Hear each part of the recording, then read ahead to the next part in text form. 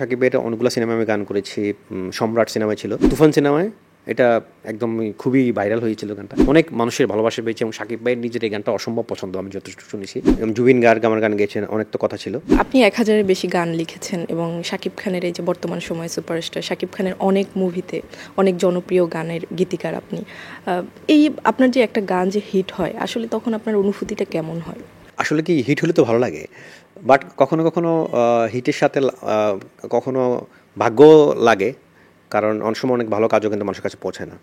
তো সাকিব ভাইয়ের আমি প্রথম গান লিখেছি 2010 সালের 1 তারিখে রিলিজ হওয়া গান, সিনেমা টাকার চেয়ে প্রেম বড়। ওখানে আমার 2টা গান ছিল, চুরি ছাড়া কাজ নেই আর আইলোরে আইলোরে মনের ঘরে মনের মানুষ আইলোরে। এটা ছিল বেবিনোদিনে গাওয়া, আর চুরি ছাড়া কাজ নেই ছিল কুমার বিশ্বজিৎ এবং হচ্ছে ডলি শান্তনে গাওয়া। এরপরে সাকিব ভাইয়ের অনেকগুলো সিনেমায় আমি গান করেছি। সম্রাট সিনেমায় ছিল রাতভর ইমরানে গাওয়া। মেন্টাল সিনেমা ছিল আমার মতন কে আছে বলো, বাসবে তোমায় এত বলো আকাশ সেনের গাওয়া। বসগিরিতে আরেকটা গান ছিল মন তোকে ছাড়া বোঝে না রে। তারপরে ইতি করেছি লিডার সিনেমায়, লিডার আমি বাংলাদেশ, এখানে ছিল বারুদ নামে একটা গান, একটা থিমেটিক একটা গান।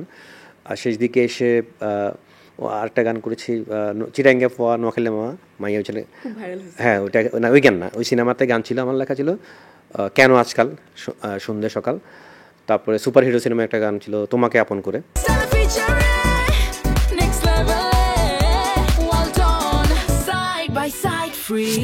বসগিরিতে মন তোকে ছাড়া বোঝে না রে আকাশ সেনের গাওয়া, খুব সুন্দর গানটা ছিল। আর শেষ দিকে এসে 2টা গান আমি করেছি, একটা ছিল তুফান সিনেমায়, এটা একদম খুবই ভাইরাল হয়েছিল গানটা। ভাইরাল বলবো না, মানুষ ভালোবেসেছিল গানটাকে। আসবে আমার দিন, তুফান সিনেমার প্রথম গানটা, জানি আসবে আমার দিন, হবে সব কিছু রঙিন, খুশিতে নাচবে আসমান জমিন। এটা আসলে মানুষের জীবনের স্ট্রাগল, মানুষের সংগ্রাম এবং যে মোটিভেশন আর কি, যে একজন মানুষ স্বপ্ন দেখে, স্বপ্ন ভাঙে, তারপর সে আশায় থাকে যে তার সুদিন আসবে, সেইটা নিয়ে গানটা। এবং শাকিব খান অসাধারণ অভিনয় করেছেন, রায়হান রাফি ভাইয়ের সিনেমা, এবং এটার জন্য অনেক মানুষের ভালোবাসা পেয়েছে এবং সাকিব ভাইয়ের নিজের এই গানটা অসম্ভব পছন্দ আমি যথেষ্ট শুনেছি। এবং এছাড়া সর্বশেষ সাকিব ভাই যে সিনেমায় গান করেছি তাণ্ডব সিনেমায়, খবর দে সিনেমার প্রথম গানটা, এবং বেশ কয়েকবার গানটা প্লে হয় গানটা, খবর দে বাইরে খবর দে, কবর দে শয়তানরে কবর দে। হ্যাঁ, এই গানটা দিয়েই ওদের হ্যাঁ সিনেমাটা শুরু। এবং এটা হচ্ছে যে এটা থিমেটিক গান, এটা হচ্ছে মূলত আমাদের দেশের নানা রকম যারা অপকর্ম করে, দুর্নীতির সাথে জড়িত, সমাজের রাষ্ট্রের ক্ষতি করে এবং হচ্ছে মানুষের সাথে অবিচার করে। সিনেমার গল্প অনুসারে আমার সেই কথাটা যে আমাদের নায়ক যিনি শাকিব খান, এবং তার মানে তাকে খবর দেওয়ার জন্য বলতেছে, উনি হচ্ছে এই সিস্টেমটাকে নষ্ট, ধ্বংসাত্মক সিস্টেমটাকে বিনাশ করে। তো তাকে আহ্বান জানানো হচ্ছে যাতে উনি আসে যে যারা শয়তান খারাপ মানুষ এদেরকে যাতে বিনষ্ট করে এবং সুন্দর একটা সমাজ পরিবেশ তৈরি করে। এখন পর্যন্ত শাকিব খানের কতগুলো সিনেমায় আপনি মানে কতগুলো গান লিখেছেন? শাকিবের আমি 10-12টা গান করে 12টার মতো গান করেছি, এবং সব ঠিক থাকলে, ভাগ্য থাকলে হয়তো সামনে আরও হবে ইনশাল্লাহ। আচ্ছা, আপনার গান হচ্ছে আমাদের এই বাংলাদেশ ছাড়িয়েও ভারতবর্ষেও, যেমন ইমন চক্রবর্তী অনেকেই গান গেয়েছেন, আসলে ওই অভিজ্ঞতাটা কেমন? ওইটা আসলে কাজ করতে করতে হয়ে গেছে। আমার গান জুবিন গার্গ আমার গান গেয়েছেন, অনেক তো কথা ছিল প্রেমী সিনেমায়। জুবিন নটিয়াল গেয়েছেন অন্তরাত্মা সিনেমায়, সাকিব ভাই সিনেমা টাইটেল গান। এছাড়া রূপঙ্কর চক্রবর্তী, রূপম ইসলাম, ইমন চক্রবর্তী, শুভমিতা গেয়েছেন আমার 3-4টা গানের মধ্যে। উনি বাংলাদেশে এসে টিভি লাইভও আমার গান করেছেন, চোখেরই পলকে এত কাছে কখন এলে যে তুমি, 12 সালের গান, রিজবি ওয়াহিদের সাথে। শুভমিতা রিজবির সাথে আরও একাধিক গান করেছেন, এবং শ্রদ্ধেয় আহমেদ ইমতিয়াজ বুলবুলের সুরে উনি আমার একটা গান করেছেন রিজবির সাথে, যে একটা জীবন কাটিয়ে দিলাম। এছাড়া আরিফিন রুমি ভাইয়ের সাথে একটা গান করেছেন প্রতিদিন দেখি তোমায়। এটা আমার খুবই ভালো লাগে যে পাশের দেশের শিল্পীরা আমার নাম জানছে, ওখানকার কলকাতার বা ওখানকার শিল্পীরা আমার গান শুনছে।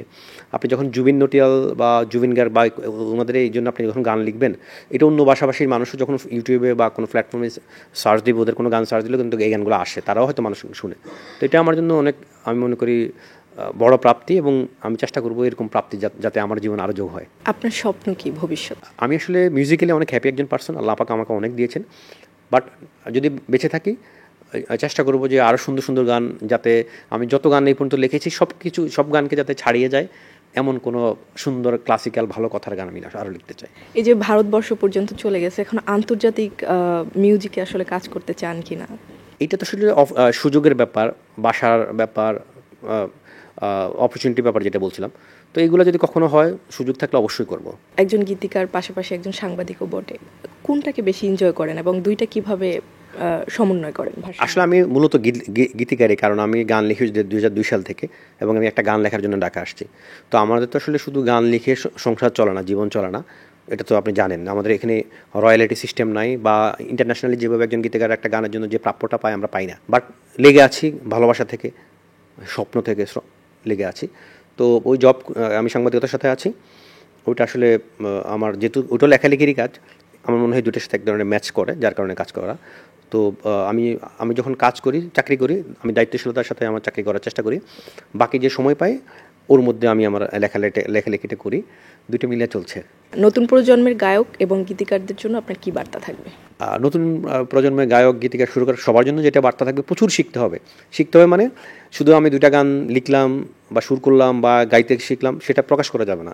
সেটাকে যতটা বেশি পলিশ হবে, যে যত বেশি শিখবে, অন্যের গান শুনবে, শুনতেই থাকবে, লিখতেই থাকবে, মানে নিজেকে যত বেশি তৈরি করা যাবে, তত বেশি সাকসেসটা ধরে রাখার অপরচুনিটি তৈরি হবে। মানে আমি তৈরি হওয়ার আগেই কোনো কিছু আসলে প্রকাশ করা যাবে না। তৈরি হওয়ার আগেই, মানে কোনো ভাত যদি আমি রান্না করি বা তরকারি রান্না করি, এটা যদি রান্না না হয় ঠিক মতো, এটাকে যদি আমি পরিবেশন করি, খাইতে আসি, মজা হবে না। ঠিক সব ক্ষেত্রে এরকম, গান মিউজিক এরকম, নিজেকে প্রস্তুত করতে হবে, প্রস্তুত করার পর তারপরে সেটাকে পরিবেশন করতে হবে, তাহলে ভালো।